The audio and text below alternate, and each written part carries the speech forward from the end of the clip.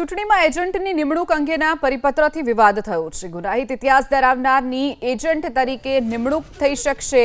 ગુનાહિત વ્યક્તિ એજન્ટ ન બની શકે તેવો નિયમ ઈસીએ રદ કર્યો। રીડો ગુનેગાર પણ બની શકશે ચૂંટણી અને મતદાન એજન્ટ।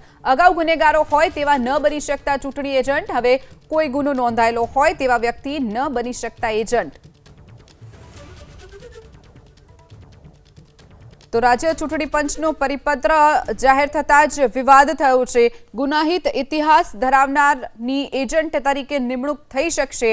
પહેલા આ પ્રકારની કોઈપણ પ્રકારની ગુનાહિત ઇતિહાસ ધરાવતો કોઈ વ્યક્તિ હોય તો તેઓ ચૂંટણી એજન્ટ બની શકતા ન હતા, પરંતુ હવેથી જે ચૂંટણી પંચે પરિપત્ર જાહેર કર્યો છે તેને લઈ અને ચૂંટણી પંચ ખુદ વિવાદમાં આવ્યું છે।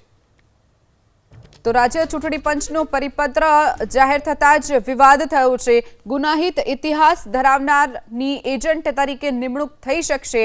પહેલા આ પ્રકારની કોઈપણ પ્રકારની ગુનાહિત ઇતિહાસ ધરાવતો કોઈ વ્યક્તિ હોય તો તેઓ ચૂંટણી એજન્ટ બની શકતા ન હતા, પરંતુ હવેથી જે ચૂંટણી પંચે પરિપત્ર જાહેર કર્યો છે તેને લઈ અને ચૂંટણી પંચ ખુદ વિવાદમાં આવ્યું છે।